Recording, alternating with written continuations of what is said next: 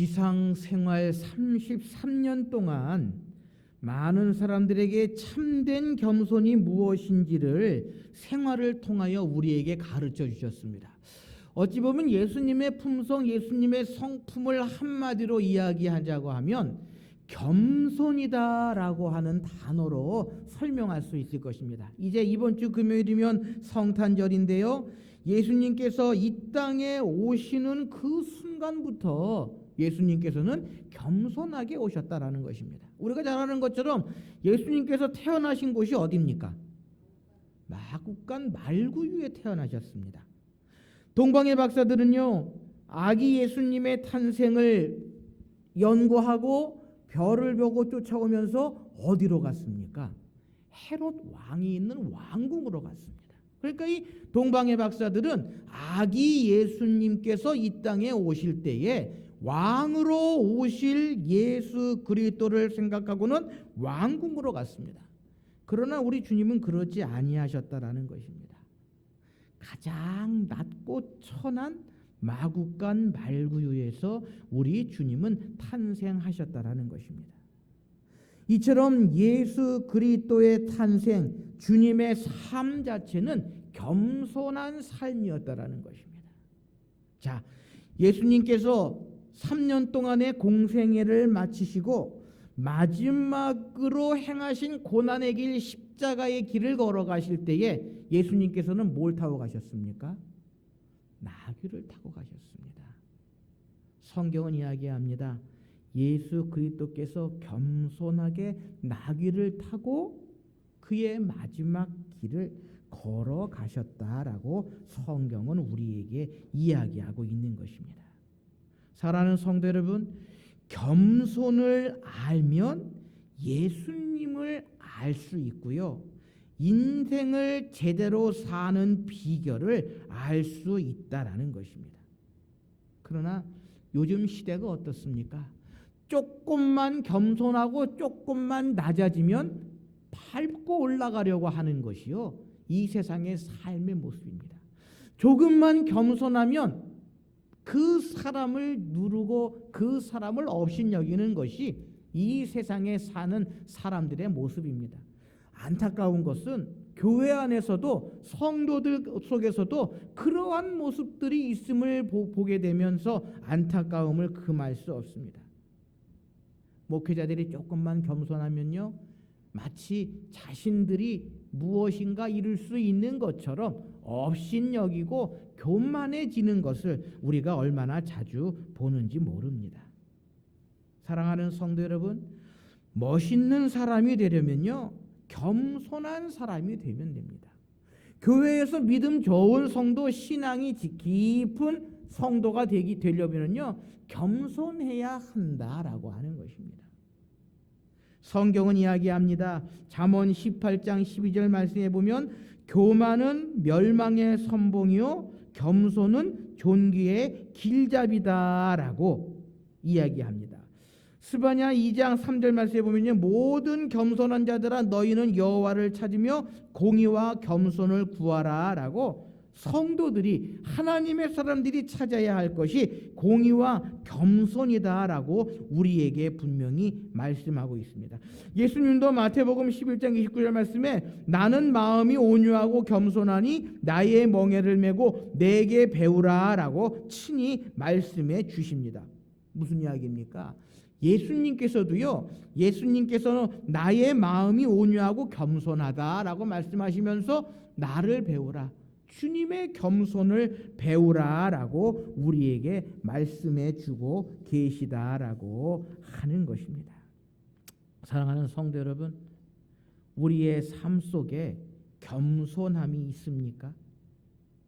오늘 본문은요, 우리가 하나님 안에서 무슨 일을 하든지 오직 겸손한 마음으로 해야 할 것을 우리에게 말씀하시면서 그 대표적인 예로 예수 그리스도를 우리에게 설명해 주고 있는 것입니다.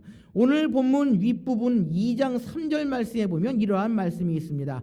아무 일이든지 다툼이나 허용으로 하지 말고 오직 겸손한 마음으로 각각 자기보다 남을 낮게 여겨라 라고 사도 바울은 빌립보 교회 성도들에게 권면하고 있는 것입니다. 오직 겸손한 마음으로 모든 일을 이루어 나가라라고 사도 바울은 빌립보 교회 성도들에게 권면하고 있다라고 하는 것입니다. 사랑하는 성도 여러분, 겸손하면 예수님의 마음을 닮을 수 있습니다. 겸손하면요, 주님을 따라갈 수 있다라고 하는 것입니다. 예수님의 삶은 겸손의 삶이었기 때문이다라는 것입니다. 그렇다면 예수님의 겸손은 어떠한 겸손이었느냐라는 것입니다.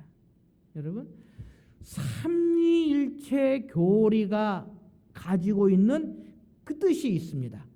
그것은 무엇입니까? 하나님, 예수님, 성령님은 어떠한 존재다?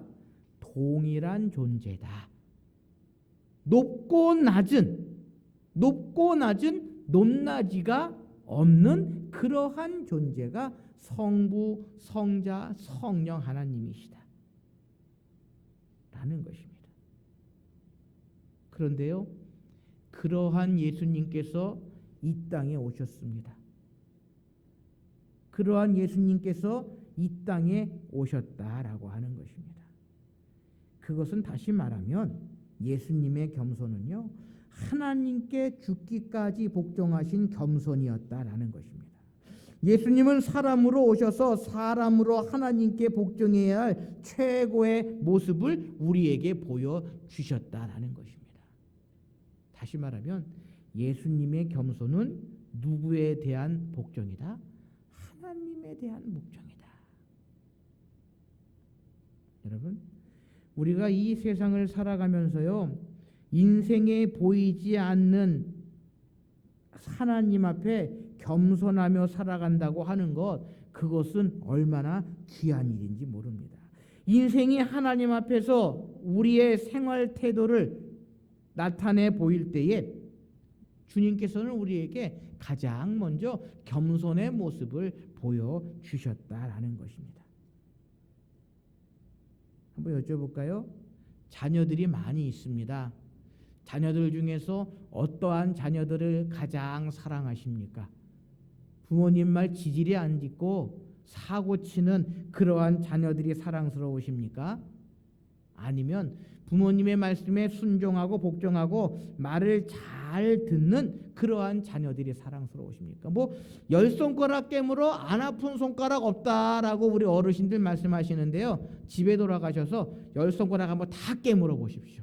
유난히 아픈 손가락이 있습니다. 뭐 그것이 새끼손가락이 될 수도 있고요, 그것이 엄지손가락이 될 수도 있고. 그러나 여러분, 우리가 복종할 수 있는 마음이 어디서 생깁니까? 그건 바로 겸손해서 생긴다라는 것입니다. 겸손하면 복종할 수 있다라는 것입니다.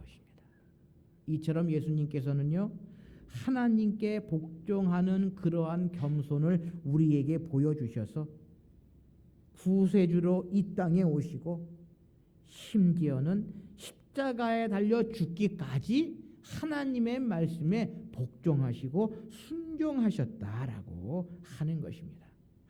예수님의 성품 가운데에 우리가 순종을 이야기합니다. 그러나 그 순종의 전제는 뭐다? 겸손이다라는 것입니다. 겸손하지 않으면 순종할 수 없다라는 것입니다. 인생에서 제일 중요한 것이 겸손임을 기억하시기를 바랍니다. 하나님 앞에서 절대 복종한 생활이 겸손한 생활이고요, 거기에 평화가 있고 진리의 질서가 있고요, 천국은 하나님 앞에서 순종하고 낮아지는 겸손의 세계임을 우리는 기억해야 한다는 것입니다. 여러분, 교회 안에 많은 문제가 있고 많은 힘들고 어려운 일이 있습니다. 그 이유가 뭔지 아십니까? 겸손하지 못하기 때문입니다. 낮아짐이 없기 때문인 것입니다. 내가 무엇인가 할 것 같고 내가 장로가 되면 무엇인가 뭔가를 내가 할 것처럼 생각되는 그러한 겸손이 없기 때문이다라고 하는 것입니다. 그래서요, 잠언 기자는 잠언 22장 4절 말씀에 겸손과 하나님을 경외함의 보상은 재물과 영광과 생명이니라라고 잠언 기자는 우리에게 권면해 주고 있습니다. 무슨 이야기입니까? 겸손하게 하나님을 경외하는 자들은 하나님께서 재물과 영광과 생명으로 우리에게 보상해 주신다라고 하는 것입니다. 사랑하는 성도 여러분, 겸손한 하나님의 사람들이 되시기를 소원합니다. 어떠한 일이든지 무슨 일이든지 늘 겸손한 마음으로 주님만을 바라보고 하나님만을 의지하며 나아갈 때에 하나님께서는 반드시 우리에게 하늘의 풍성한 곳으로 채워 주실 줄 믿습니다. 두 번째로 예수님의 그 겸손은요, 하나님께 복종하는 겸손이기도 하지만 아래로는 사람을 섬기는 겸손이다라는 것입니다. 예수님의 겸손은요, 사람을 섬기는 겸손이다라는 것입니다. 성탄절에 예수 그리스도께서 이 땅에 오신 가장 큰 이유가 뭡니까?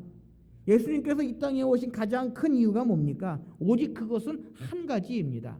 하나밖에 없는 목숨을 세상의 많은 사람들을 위하여, 세상 사람들의 구원을 위하여 이 땅에 오시는 예수 그리스도다라는 것입니다.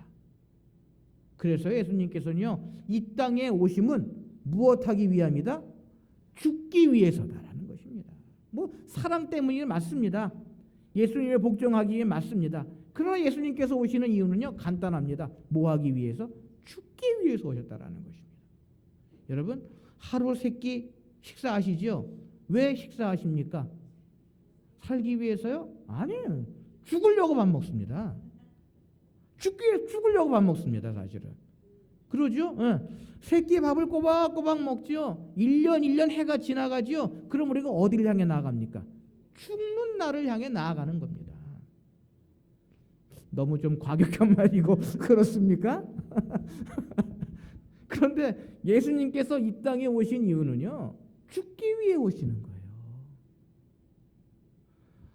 낮아지시고 겸손하게 마국간 말구유에 오신 주님이요, 실은요 죽기 위해서 겸손하게 오셨다라는 것입니다. 십자가에 달려 죽으시기 위해서. 그러나 그것은 사람을 섬기시는 겸손의 모습이다라는 것입니다. 여러분, 높은 위치의 사람이 낮은 자리의 사람을 섬기는 겸손이 바로 예수 그리스도의 모습이다라는 것입니다.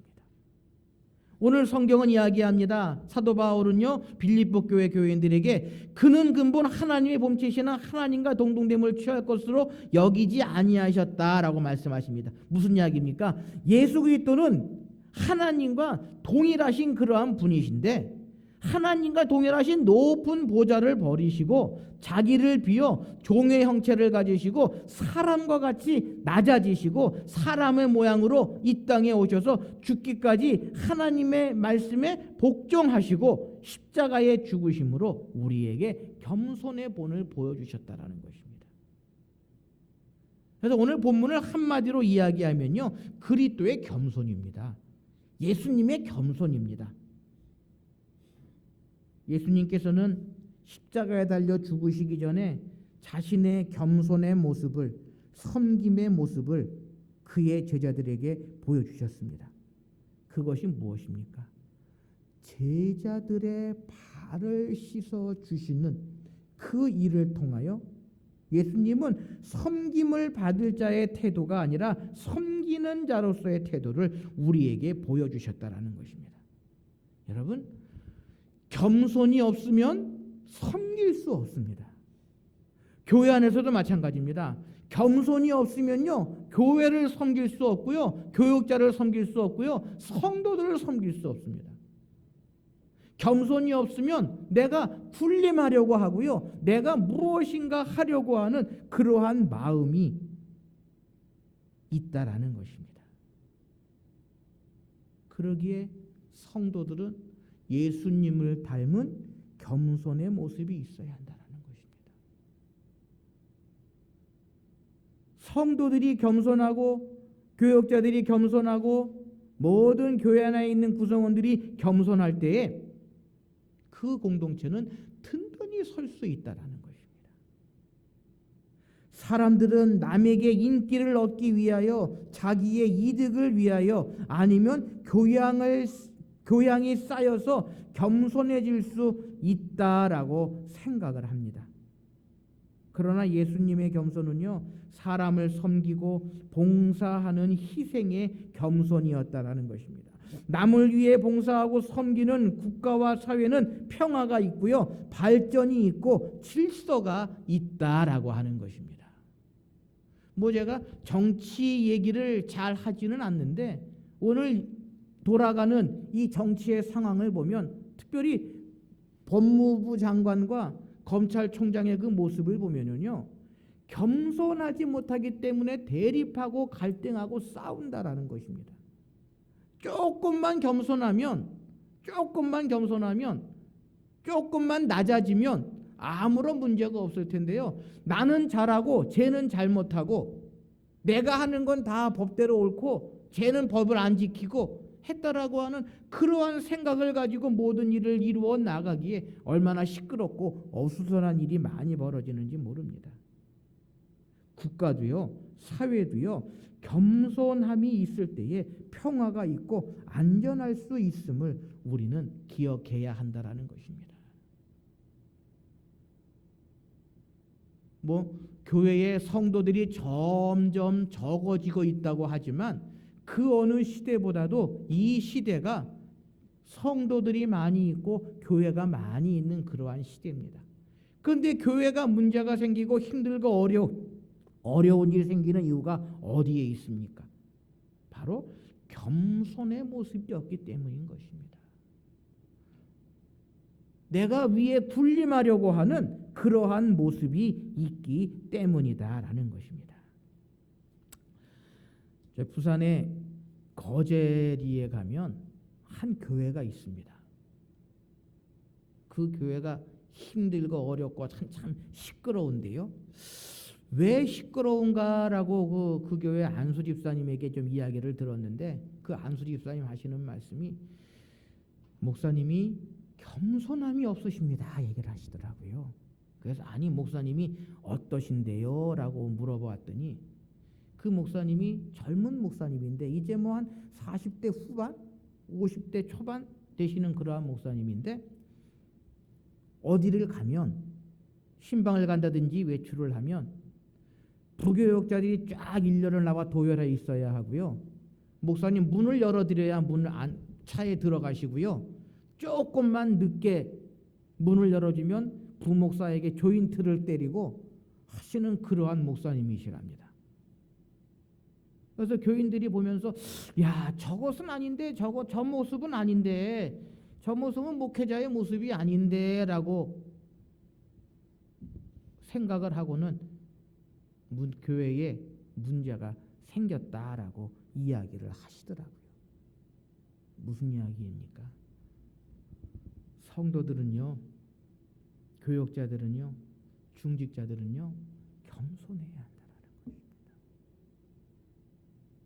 신학교에 다닐 때에 곽선임 목사님이 목회 실습이라고 하는 과목을 가르치셨거든요.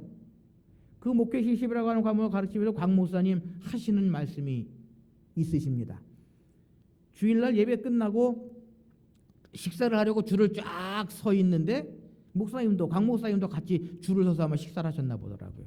그런데 젊은 부목사가 성도들 쫙 줄 서 있는데 앞으로 딱 가서 밥을 타려고 하더라는 겁니다. 연로하신 권사님들, 장로님들, 담임 목사님도 줄을 쫙 서 있는데 젊은 부목사가 앞으로 가서 밥을 타려고 하다는 거랍니다. 그래서 선임 부목사를 불렀대요. 이 목사, 저 목사 바쁜 일이 있어? 저 목사 스케줄이 어떻게 되는데? 물어봤더니 주일날에는 바쁜 일이 없을 텐데요 라고 곽 목사님에게 이야기를 하더라는 겁니다. 그리고는 점심 먹고 나서 선임 목사하고 그 목사하고 목양실로 부르시다는 겁니다. 그리고는 호통을 치셨대요. 어디 젊은 목사가 어르신들 다 줄 서 있는데 그 앞을 삐지고 가서 밥을 타서 먹느냐고 호통을 치셨답니다. 그러면서 하시는 말씀이 너희들은 나중에 겸손한 목사가 되라. 목회자는 겸손해야 한다라고 하시는 말씀을 목회 실습 시간에 하시더라고요. 사랑하는 성도 여러분, 이 이야기는요, 비단 신학교에 있는 신학생들만, 목회자들만 해당되는 그러한 말씀이 아니다라는 것입니다. 교회 안에 있는 모든 성도들, 교회 안에 있는 모든 사람들은요, 이 겸손함을 간직하고 있어야 한다라는 것입니다. 예수 그리스도를 믿는다고 하면서 하나님의 자녀라고 하나님의 백성이라고 하면서 우리는 겸손함을 잃어버리고 있지는 않은지 되돌아볼 수 있어야 한다라는 것입니다.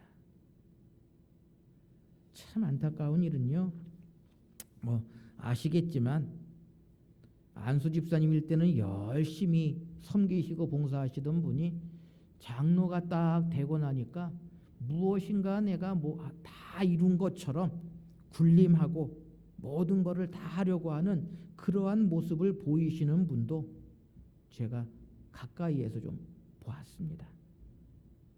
그러면서 참 안타까운 마음이 들거든요. 더 낮아지고 더 섬기고 더 겸손해야 하는 자리임에도 불구하고 세상의 권세인 것처럼, 세상의 그 지위인 것처럼 착각하는 그러한 분들이 얼마나 많이 있는지 모릅니다.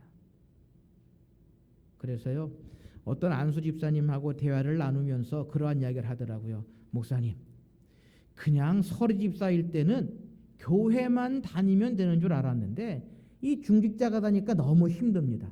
교회에 시시콜콜한 거 알 거 모를 거 다 알고 나니까 교회 다니기가, 신앙생활하기가 더 힘듭니다라고 말씀을 하시더라고요. 그래서 제가 하시는 말씀이, 집사님 기도하십시오.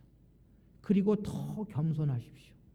그리고 더 교회를 위해서 헌신하시고 순종하십시오. 말씀을 드립니다. 사랑하는 성도 여러분, 겸손은요, 교회의 기초가 될 수 있음을 우리는 기억해야 한다는 것입니다. 사도행전 2장에 보면 초대교회의 모습을 우리에게 설명해 줍니다. 초대교회 성도들의 가장 기본적이고 가장 기초적인 모습이 뭡니까? 서로 함께한다. 함께라고 하는 단어입니다. 내가 가지고 있는 것을 함께 통용하고 함께 나누고 함께 예배하고 함께 떡을 떼고 함께 한다고 하는 것. 여러분, 공동체 가운데에 가장 기초가 되는 것이 바로 겸손입니다. 함께 하기 위해서는 겸손해야 합니다. 사도행전의 초대교회, 그거 힘은요, 바로 겸손에서부터 나왔다라는 것입니다. 겸손하지 않으면 내 것을 함께 할 수 없습니다. 낮아지는 마음이 없으면 함께 할 수 없다라고 하는 것입니다. 또한 겸손은 교회 성장의 무기다라는 것입니다. 왜 예루살렘 교회가 부흥하고 성장하고 각지에 퍼져 나갔겠습니까? 그것은요, 물론 교회의 박해, 교회의 핍박 가운데에 여러 곳으로 퍼져 나갈 수 있었다라고 이야기할 수도 있겠지만요, 교회 안에 있는 성도들의 겸손한 모습을 통해서 교회가 전파되고 교회가 퍼져 나가고 성장할 수 있었다라고 하는 것입니다. 사도 바울을 좀 한번 생각해 보십시다. 사도 바울이 어떠한 사람이었습니까? 예수 그리스도 믿는 사람을 잡아 죽이는 그러한 사람이었습니다. 학식도 높은 사람이었습니다. 로마 시민권도 가지고 있는 사람이었습니다. 그러나 그러한 사도 바울이 예수 그리스도를 만나고 어떻게 됐다? 겸손해졌다라는 것입니다. 예수 그리스도를 만나고 겸손해졌다라는 것입니다. 자신이 가지고 있는 모든 것을 찌꺼기와 같이 생각하고 자신이 가지고 있는 모든 것을 예수 그리스도와 복음을 위해서 담대히 내려놓을 수 있는 그러한 겸손의 모습을 사도 바울은 가지고 있었다라는 것입니다. 그래서 사도 바울을 통해서 사도 바울의 그러한 겸손함을 통해서 교회가 성장하고 교회가 세워지고 교회가 부흥할 수 있었다라고 하는 것입니다. 그래서요, 많은 사람들이 사도 바울의 그러한 겸손을 존경하고요, 사도 바울의 그러한 겸손을 통하여 그리스도의 복음이 전파되고 날마다 교회가 성장할 수 있었다라고 하는 것입니다. 성경의 많은 위인들, 성경의 많은 인물들, 그들이 가지고 있었던 공통점은요, 겸손이었다라는 것입니다. 예수님을 닮은 겸손이었다라고 하는 것입니다. 이제 이번 주 금요일이면 성탄절을 맞이합니다.